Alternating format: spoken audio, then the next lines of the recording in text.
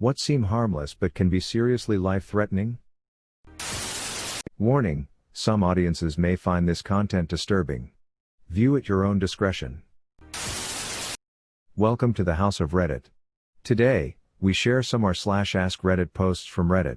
What seem harmless but can be seriously life-threatening? Yeah, I remember back in 2015 in Kauai, a few weeks before we arrived, a guest from the hotel had swum a bit too close to some reef, and as the waves dragged her over it, the skin from her thighs was shredded off and she ended up needing skin grafts. We, like she had been, were recommended to never go near the reefs because they were a combination of very slippery, sharp and like sandpaper. In the early mornings you could see large sharks in the waves hunting fish. People were warned to be careful of swimming in the waters during these hours, but they still did anyway. I forget the name of the sharks, but they were of a type known to bite/eat people. At the time of our arrival, a lot of man-o'-war jellyfish had been washed up on the beach. There were warning signs up everywhere, but a lot of people were still going barefoot while walking on the beach despite it being a virtual minefield of stinging jellyfish, the smaller specimens of which were only 1 to 3 inches long. People are idiots. Had a chipped tooth a couple years ago that turned into an infected tooth and an abscess grew. Wasn't able to see a dentist until after the weekend due to holiday and other factors. Woke up one morning and it looked like I got my ass kicked. Completely swollen face, that was incredibly painful. If you use your tongue and feel above your tooth, you feel your gums going straight up in line with your tooth's shape. Once you hit my gums where it met the tooth, it went straight out sideways about an inch or so. The most painful experience I've ever had in my life. Had to wait 2 days to see a dentist, and I fully understood in that time why Tom Hanks uses the ice skate in Castaway to knock out his tooth. I would have accepted death at the time, just to make it stop. When I went to the dentist they almost sent me straight to the ER, but decided to drain it there. When they gave me a Novocaine shot, a big stream of pus shot out of my mouth at the dentist. The most vile thing I've ever tasted and smelt. After calling for goggles and assistance, they successfully drained it. Family was told to check me every half hour throughout the night, and if any swelling at all occurred, to wake me up and go immediately to the ER. Honestly, was traumatizing on some level, and would not wish it on my worst enemy. Twice in my life, I had wisdom teeth removed that did not come out easily. The worst one had to be done by an oral surgeon because the roots of the tooth had grown into my jawbone, so that part had to be cut out with a power saw. The other one was a bitch too, but only required 2 incompetent morons with pliers. Dr. Howard and Dr. Howard. I guess Dr. Fine was off that day. They loaded up that side with Novocaine but then had to use so much force that the other side hurt so badly I had tears running down my face and I was sure my jaw was going to get dislocated. And like I say, it took 2 guys. In neither situation did the dentist provide a script for antibiotics in case an infection or even mention the possibility of one occurring. And in both cases, an infection is exactly what occurred. Of course it happened on a weekend, when you can't reach the dentist. In the case of the hotshot oral surgeon, it turned out he went on vacation to his homeland Greece and wouldn't be back for weeks. So more hassle finding whoever was covering for him, and as repays live, I would have happily chosen death over what that felt like. Again, with the 2 guys who tortured me with pliers, I needed antibiotics on a day they were closed, so it was a pain in the face to call around to finally get antibiotics. The few times since then that I have had procedures done where I thought there might be a fair chance of infection occurring, I've made sure to get one from the doctor, or at least make sure there will be a plan in place where I can reach them if I need to. I can't believe they don't do it as a matter of course. I was 19, just started a new job, so I had very limited time off available, so I decided to get my wisdom teeth removed Wednesday afternoon right before Thanksgiving. I thought I was so smart, only talking the afternoon off work and still getting 4 full days to recover plus whatever was left over on Wednesday. I did all 4 at once. Apparently they were compacted and they were digging shards of broken teeth out of my jaw. Thursday late morning, pile into my stepbrother's car with 4 other people, 2 in front, me being a shorter girl was stuck in the back with the other 2, for 90 minutes drive to our parents' house to celebrate Thanksgiving. No yummy foods. No socializing. I was still chipmunk-faced with cotton balls, and opening my mouth too much resulted in drooling. Hours pass, budding headache blossoms. Jaw begins to ache. Food smells so good. I have a spoonful of mashed potatoes, a bite of pumpkin pie, All I can manage.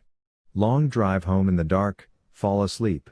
Get home, don't bother with normal routine, kick off the shoes, bare minimum then crash to bed. Friday, no real significant change. Saturday, the right side is doing better, no pain really, swelling is going down. Left side. Not so much. Inflammation seems to be getting worse. Pain is worse. The swelling is so bad that I cannot talk without the inside of my left cheek being chewed bloody from scraping against my teeth just from the movement of trying to move my jaw. My roommate tracks down my dentist from the emergency phone number he provided. He's out of town visiting his family for the holidays, and he orders antibiotics that my roommate picks up from the pharmacy for me. Sunday, just want to sleep because if I'm asleep I can't feel the pain in the left side of my face. The swelling was starting to close up my left eye. I had no jawline, it was swollen 3/4 down my neck. Hard as a rock and hot to the touch. Trying to give the antibiotics time to work. I don't want to be alone in my room, so trying to nap on the couch. Monday morning, boyfriend drives me to the walk-in urgent care. The poor MD examining me ends up calling the dentist because I still can't talk for shit and the inside of my mouth is now bloody hamburger on the inside. I get admitted, then wheeled over in a wheelchair to the ENT department. It's Monday morning, just a bunch of regular folks sitting in chairs in the waiting room waiting for their appointments with the specialist. Here I come, wheeled straight through intake check-in through the swinging doors to the back room where you usually have to be called through. My face is lopsided, extremely swollen on the left. I haven't showered since Thursday because of the pain. Honestly, I don't think I even brushed my hair, just had it wrapped up in a scrunchie. No makeup, in sweats. All those folks gave me the side eye as I wheeled by, knowing they were all thinking about their waiting times and that caveat always given for unexpected emergency situations. Go back, get examined. This doctor stuck a syringe in the bottom left corner of my jaw area and literally sucked out a bunch of pus. Wheeled back to my room on 4 antibiotics and pain meds. Twice a day they wheeled me over to the ENT to suck pus out of my jaw. Discharged Thursday morning on antibiotics. All told, missed the whole extra week of work. Learned that even a day's difference of coming in could have been life-threatening. When I was a kid, about 8 to 9, I was at a Cub Scout camp with my friends. They had a pool, and there were 3 sections. Beginner, middle, not exactly what it was called but I can't remember, and swimmer. When you took the swim test, you were ranked one of these 3. If, for example, you were a middle rank, you could swim in the middle section or the beginner section. Basically you could swim in your rank section or below. Beginner section was about 2 to 3 feet deep, and was for the smaller kids that couldn't swim. Middle section was about 3.5 to 4.5 feet deep. And swimmer section was about 10 feet deep. Me and a couple friends were in the middle section, even though most of us were swimmer rank, because we wanted to be able to touch. At this time we were messing around when one of our other friends showed up. He arrived at camp that day, and so he had not taken the swim test. The water level where we were in the middle section was just a few inches over his height. He got changed into his bathing suit, and came around to the side of the pool we were on, and jumped in. This was when all hell broke loose. He had jumped in about a foot away from me, and it turned out he couldn't swim. Since the water level was taller than he was, he started to panic. He jumped onto my back and, luckily, since I was about 5 foot at the time, I was a tall kid, I had managed to keep my head above water enough to not drown. He was still clinging to me, thrashing around trying to get to the wall, which made it very difficult to keep my balance. I eventually managed to get him over to the wall and out of the pool. From there on he was always in the beginner section. I felt bad for him, how embarrassed he must have been. I'm still pissed at the lifeguards for not even noticing. After years and years of chronic sleep deprivation I ended up with serotonin deficiency that my doctor told me was, not life-threatening, yet. That yet really surprised me at the time. I was like, yeah, I obviously don't feel great, which is why I asked if something was wrong with me, but how is serotonin deficiency that big of a deal? Once we started treating it I realized exactly how bad it was. The brain fog from the lack of serotonin was so bad that I hadn't been able to grasp just how terrible my quality of life had become. Think literally sitting and staring vacantly at walls all day unless I absolutely had to move. I hadn't realized that I had become completely unable to process emotion, which almost led to a divorce, that I was so tired it physically hurt to wake up, that I could hardly hold a solid thought in my head, and was in a constant state of anxiety/panic. I was so far down the well that I was literally unable to process the things I was experiencing. I was also sick all the time because it keeps your immune system from functioning properly. Most of the baseline systems that keep you feeling normal either weren't working, or were robbing hormones from other parts of my body to keep limping along. It's been a little over 2 years and I feel almost normal. I'm still recovering from the effects in some ways. I need a ton of sleep, and my immune system still isn't great, but I do feel functional again. Few years back during winter, I was cleaning and organizing my room. I was getting hot from moving heavy furniture, as well as from the heat running. The attic fan in my house is right outside my bedroom door. Figured it crack my window open and run it for a little while and draw some cold air in my room while I work. Note that this was the only window open in the house, and it wasn't even that far open. My mom goes to the basement to unload the laundry. All of our gas appliances are down there right next to each other: dryer, water heater, and furnace. Mother comes back up shortly and says she smells gas. I turned off the attic fan and went down to verify. Yep. Smelled like gas, but not strongly. Told my father to call the gas company to come out. The guy from the gas company shows up with a sniffer, an air/gas analyzer, steps 5 feet into our house, and the CO level alarm on his device beeps. We told him that we ran the attic fan shortly before we called him.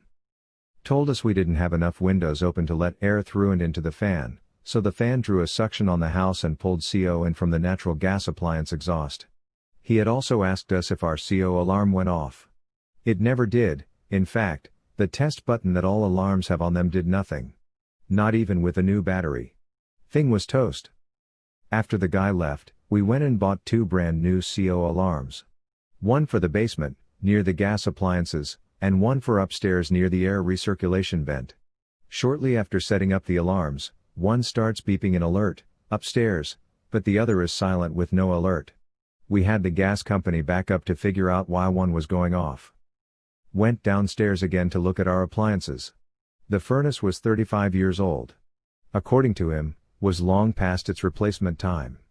It had a cracked heat exchanger, which is the part that lines the air duct in the furnace that the flame heats up, so the air passing by is heated. This means our furnace was putting out small amounts of CO when it ran. He told us the best thing we could do is turn off all the natural gas, including the furnace, and get it replaced ASAP. So in the end, while I made an oopsie for running the attic fan improperly, I had pretty much saved ourselves from CO poisoning. The crack in the heat exchanger was small enough to let in just enough CO to trip the alarm, but not enough to harm us. If the crack were any worse, we could have went out in our sleep. All of us. It's terrifying what it makes you do in retrospect. I lived in a tiny ass apartment during college that had only a front door and a patio door and 0 windows. I had a CO detector, but it was on the ceiling because it was some sort of combo CO and smoke detector. It was night and I had been cooking and baking for a good few hours. The oven warmed up my apartment perfectly and it was freezing outside, so I never opened my patio door like I usually do.